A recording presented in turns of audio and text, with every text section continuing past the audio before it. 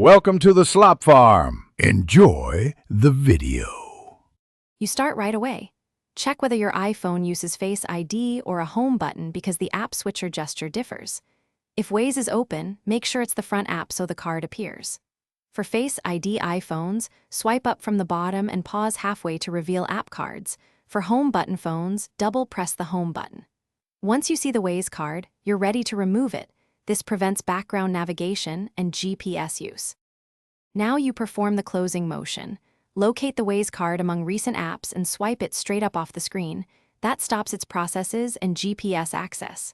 If the card doesn't move, tap and hold the card until a close icon or motion appears, then swipe up again. This forces a quit when the app is unresponsive. Make sure to wait a beat. iOS sometimes shows the app returning to the background briefly.